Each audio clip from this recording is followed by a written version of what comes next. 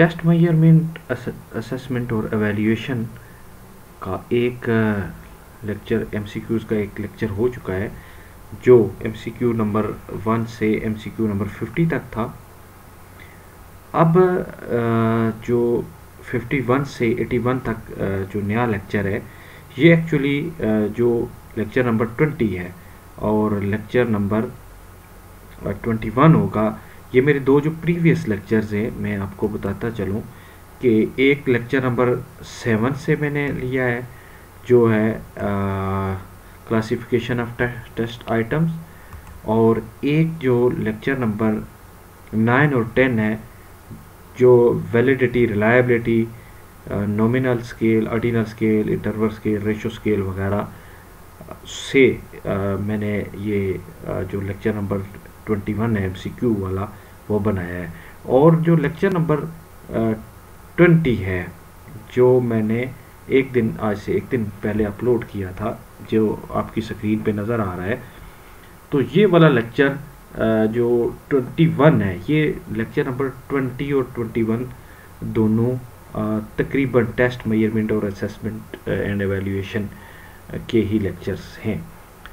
और वो वाला लेक्चर एमसीक्यू नंबर 1 से 50 तक है, और लेक्चर नंबर 21 जो है, जो आपकी स्क्रीन पे नज़र आ रहा है, ये 51 से 81 तक पे है।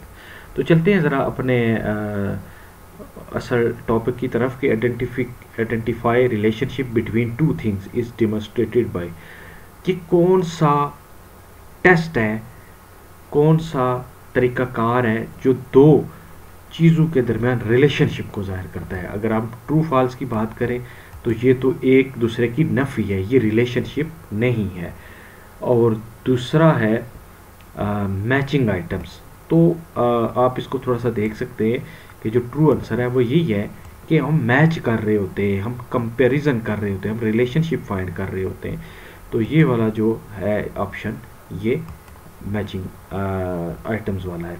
और एमसीक्यू आइटम्स तो आपको पता है कि 4 जो मुमकिन जवाबात हैं उनमें से एक होता है, तो ये भी रिलेशनशिप को ज़ाहिर नहीं करता। और जो कंप्लीशन आइटम्स हैं, वो एक्चुअली कोई ब्लैंक होती है, उसको फिल करना होता है, या कोई एक पॉइंट दिया होता है, उसकी डिटेल लिखनी होती है आगे, तो वो भी रिलेशनशिप ज़ाहिर नहीं करता। तो आते हैं अब नेक्स्ट 51 पे। The statement of problem in MCQs is, यानी कि एमसीक्यूज़ में जो स्टेटमेंट ऑफ प्रॉब्लम है वो क्या होती है। उस दिन पिछले लेक्चर में भी इसी टाइप का एक मैंने जो एमसीक्यू था उसकी स्टेटमेंट डाली थी। तो एक्चुअली जो स्टेम होता है किसी भी एमसीक्यू का, वो स्टेटमेंट ऑफ प्रॉब्लम होती है। स्टेटमेंट ऑफ प्रॉब्लम को आप कह सकते हैं कि जी मेन जो थीम होता है, जो मेन मरकज़ी ख्याल होता है, या कोई एक नुक्ता होता है जो पूरे एमसीक्यू को प्रेजेंट कर रहा होता है। यानी कि उससे पता ये चलता है कि इस एमसीक्यू में जो एग्जामिनर है या जिसने एमसीक्यू डेवलप किया है वो पूछना क्या चाह रहा है। तो ये होते हैं स्टेम। अब ज़रा आगे आते हैं 53 पे। The correct option in MCQ is, MCQ में जो करेक्ट ऑप्शन होता है वो डिस्ट्रक्टर वो होते हैं जो अगर 4 एमसीक्यूज़ हैं तो उनमें से एक सही होगा, उस सही को हम आंसर कहेंगे, आंसर, ठीक है। अगर हम प्रीमाइज कहें तो वो भी इसमें नहीं होगा, रिस्पांस जो है वो भी इसमें नहीं होगा, यस नो रिस्पांस होता है। और डिस्ट्रक्टर जो होता है वो जो 4 एमसीक्यू होते हैं जिनमें से एक सही जिसको हम आंसर कहते हैं, और बाकी जो 3 है वो डिस्ट्रक्टर होते हैं। आगे चलते हैं। The incorrect option in MCQ is, जो इनकरेक्ट होता है वो कौन सा होता है। देखें, आप अगर इस पर गौर करें, आपने स्टेटमेंट को गौर करना है कि जो एमसीक्यूज़ हैं, यानी कि ऑप्शंस उसने कहा है, उसने ऑप्शन नहीं कहा।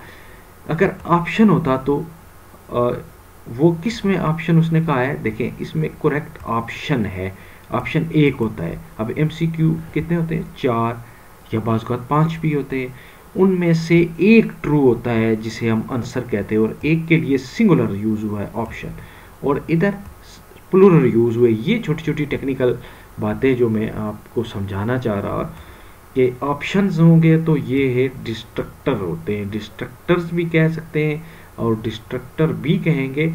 ये क्यों ऐसा होता है? इसलिए ऐसा होता है कि ये डिस्ट्रक्ट कर रहे होते हैं, ये जो असल आंसर है उसकी तरफ नहीं लेके जा रहे होते।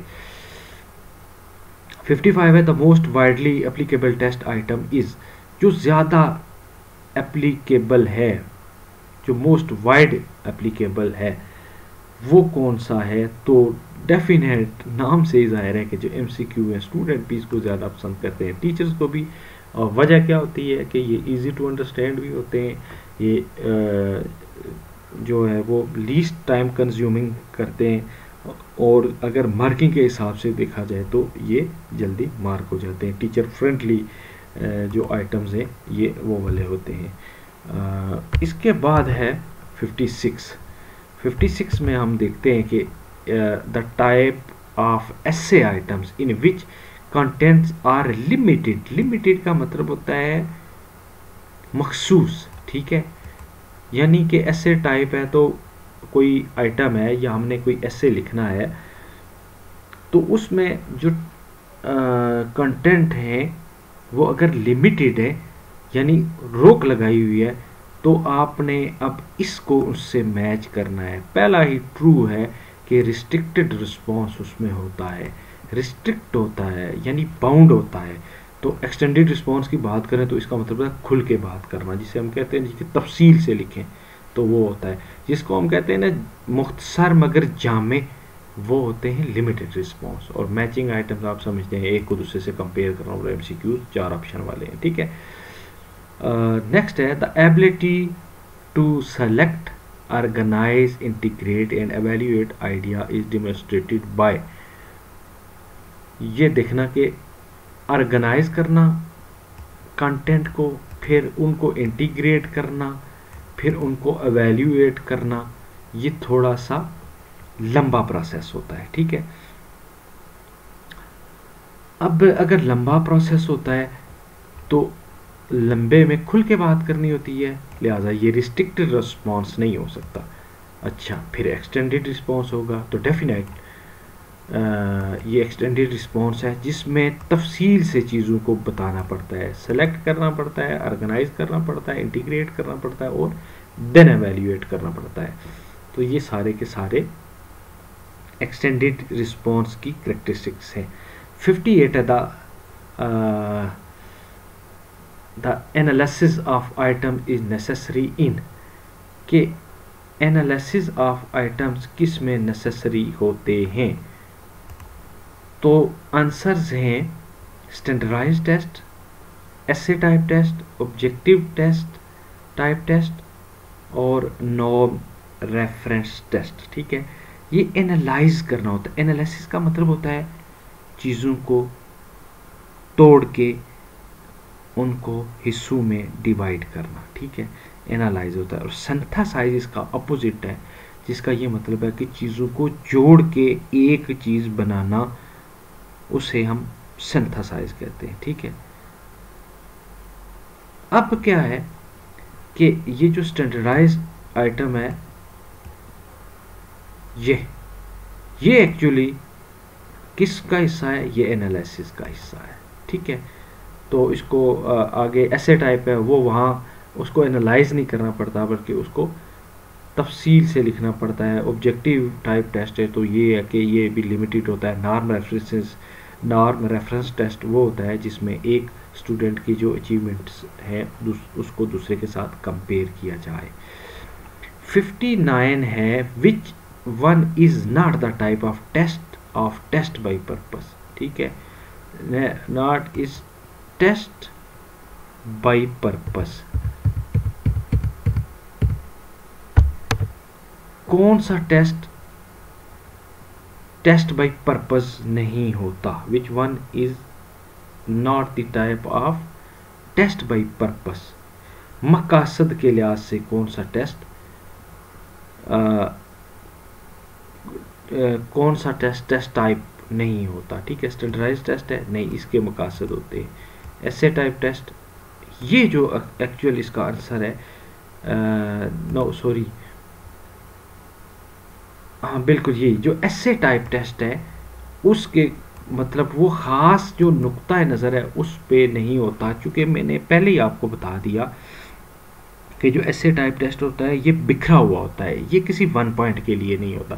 स्टैंडर्डाइज भी टू एक स्टैंडर्ड कायम होता है, उसके अगेंस्ट हमने चीज़ों को मैयर करना होता है।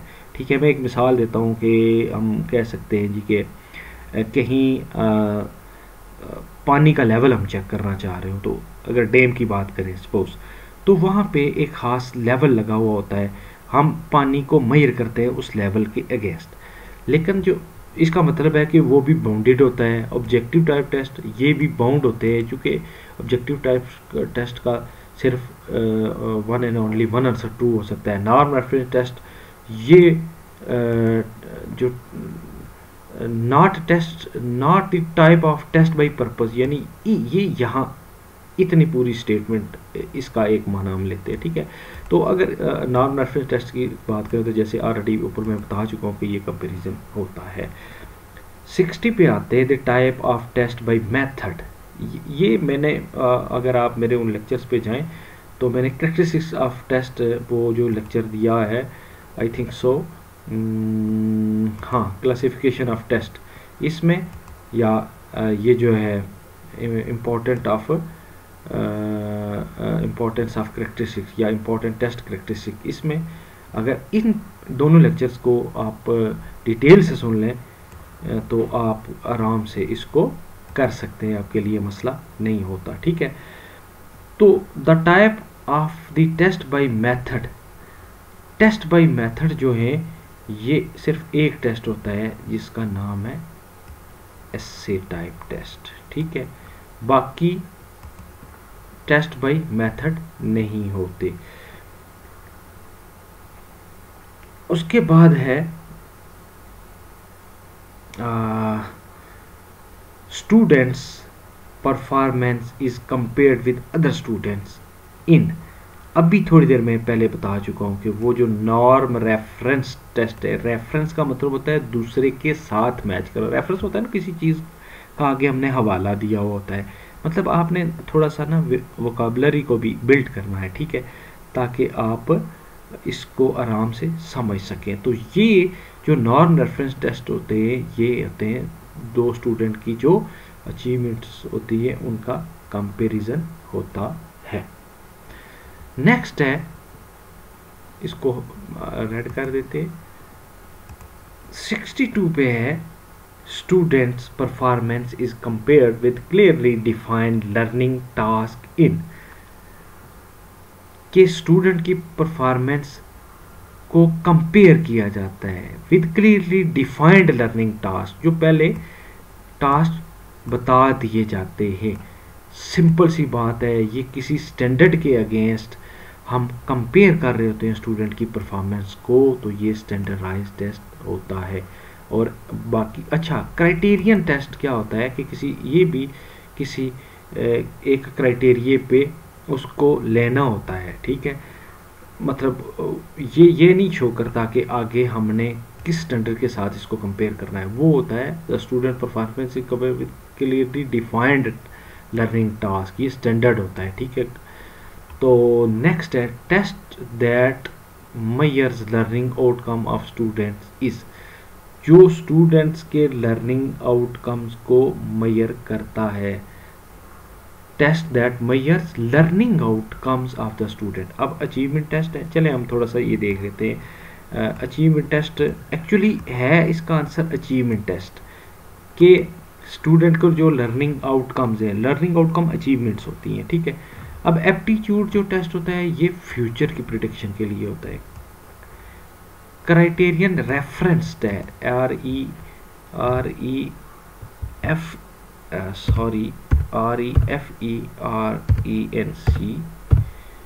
REFERENCED, तो मैंने कहा ना कि क्राइटेरियन किसी भी क्राइटेरिया के अगेंस्ट इसको मेजर किया जाता है, तो ये क्राइटेरियन रेफरेंस टेस्ट होता है।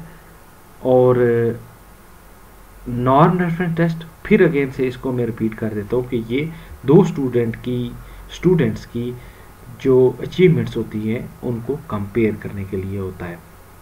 The test design to predict future performance, ये अभी बता चुका हूँ कि ये एप्टीट्यूड टेस्ट है, होता है, ठीक है। उसके बाद है the founder of modern intelligent test. Modern intelligent test होता है जो स्टूडेंट के आईक्यू लेवल को, यानी आईक्यू क्या होता है, इंटेलिजेंस कोशेंट होता है, ये अल्फ्रेड बिनेट ने मॉडर्न इंटेलिजेंस जो टेस्ट था उसको डेवलप किया, यानी तरीक़ाकार मुतारफ़ कराया कि स्टूडेंट को की जहानत को हम कैसे मैर कर सकते हैं।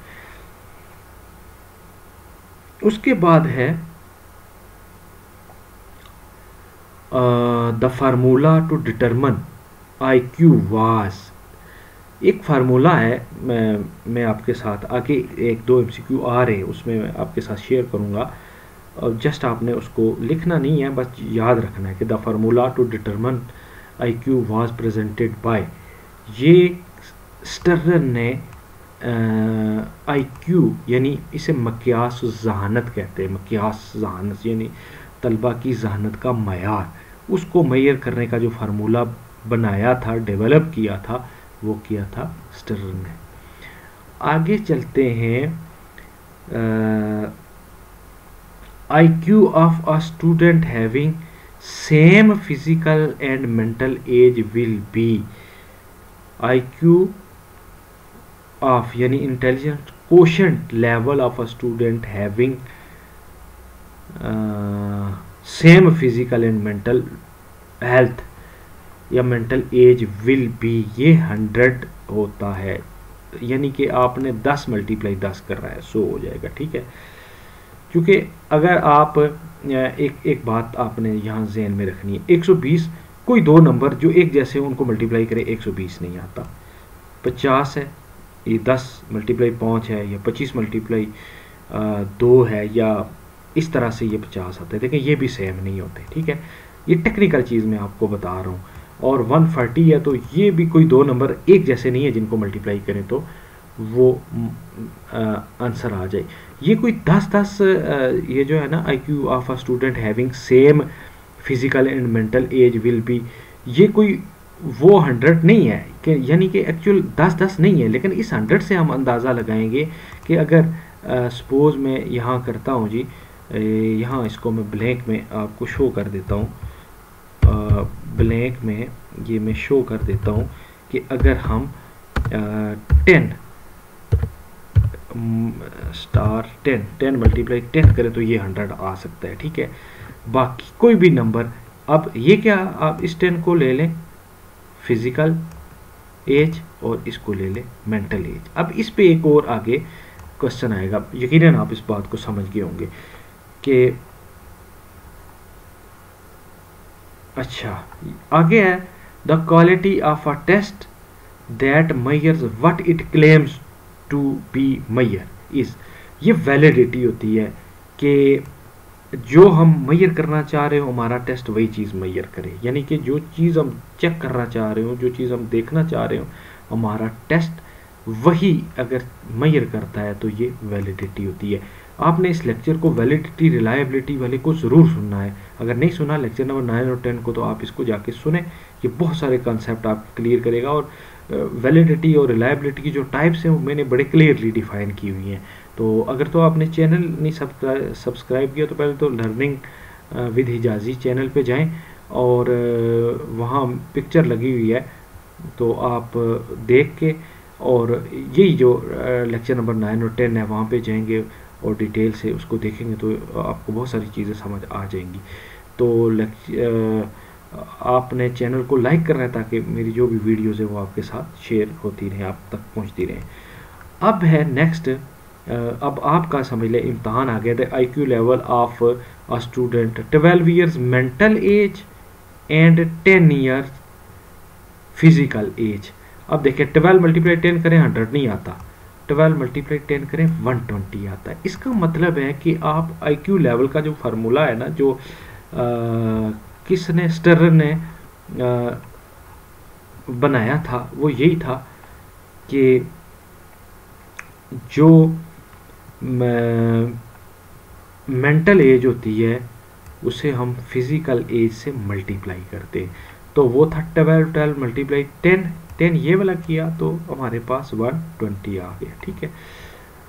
अब है 70 है, the characteristic of a test to discriminate between high achievers and low achiever. Validity नहीं है, वैलिडिटी हम पहले पढ़ चुके हैं कि कोई भी टेस्ट अगर वो वाली चीज़ मेजर करे जिसको हम मेजर करना चाह रहे होते हैं, वो वैलिडिटी होती है। अच्छा, अब यहाँ से थोड़ा डिस्क्रिमिनेट, डिफरेंशिएट, ये दोनों एक जैसी चीज़ें हैं, ठीक है। थोड़ा स्पीड से चलते हैं कि if the scoring of a test is not affected by any factor, quality of test is, ये एक्चुअली रिलायबिलिटी होता है, ठीक है। कि अगर आप एक टेस्ट कहीं पे भी लें, मुख्तलिफ जगहों पे जाके लें, तो अगर वो इफ़ेक्ट नहीं होता तो वो वाला जो टेस्ट है वो रिलायबल होता है। नेक्स्ट है the quality of a test to give same scores when administered इन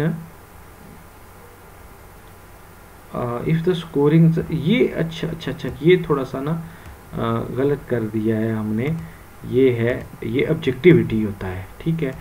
और इसको हम रेड करते कि अफेक्ट ना हो तो दूसरा है कि the quality of a test to give same score आपने याद रखने व्हेन एडमिनिस्ट्रेटेड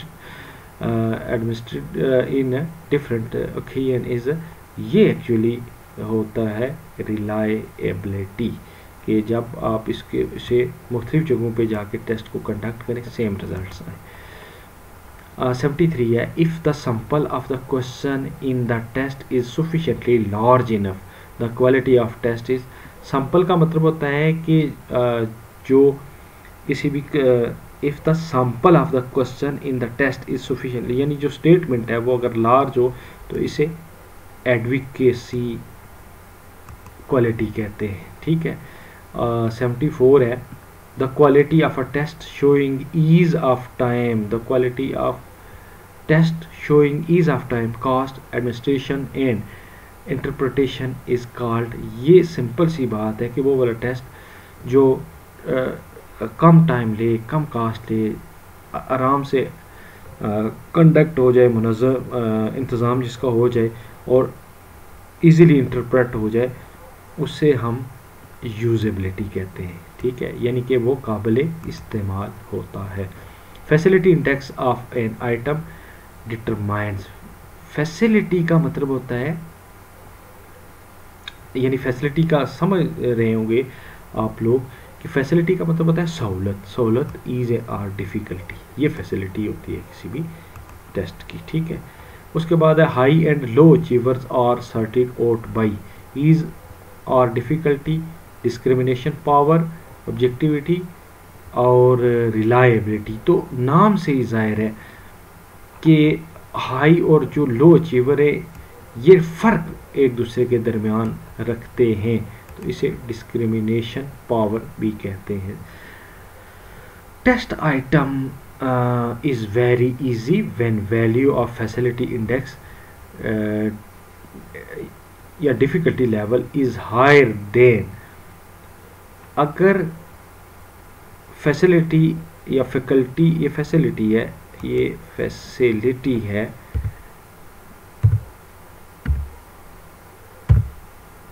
इंडेक्स जो है या डिफ़िकल्टी इंडेक्स 30 से 70 हो तो ये एक्चुअली फैसिलिटी या डिफ़िकल्टी लेवल, अच्छा देखें 30 से स्टार्ट होता है और 70 तक जाता है, ठीक है। अगर 70 हो तो इसका मतलब है कि ये जो टेस्ट है,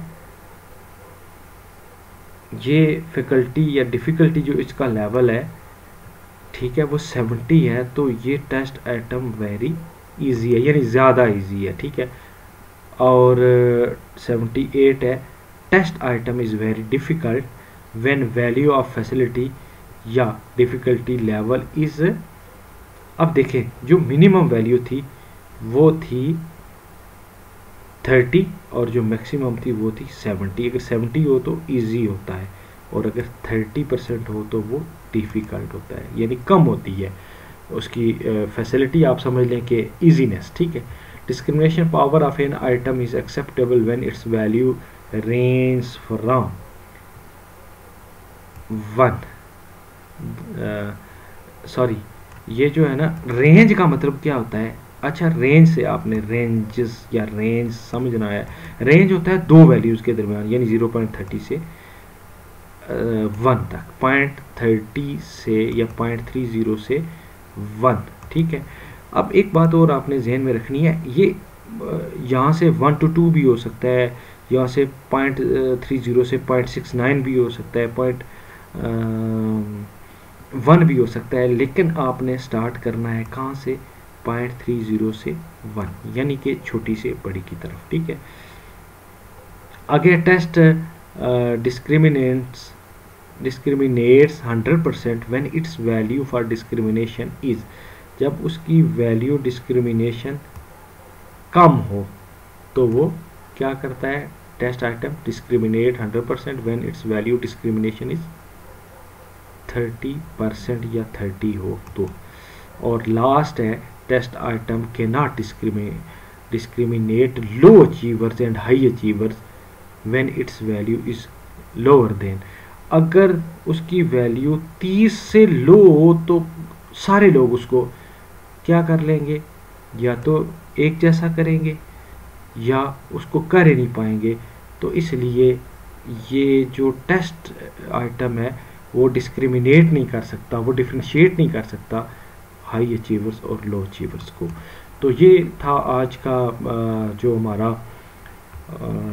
test measurement assessment and evaluation के जो इम्पोर्टेंट एमसीक्यूज़ थे, आप इनको लेटेस्ट एमसीक्यूज़ कह सकते हैं। तो लेक्चर नंबर 21 और 22 ये दोनों लेक्चर आपने अच्छे से सुन लेने। चैनल पे जाके चैनल को सब्सक्राइब ज़रूर करें, लर्न विद हिजाज़ी नाम है चैनल का, और सब्सक्राइब भी करें और सब्सक्राइब ज़रूर करें, और कमेंट बॉक्स में जाके कमेंट भी करें।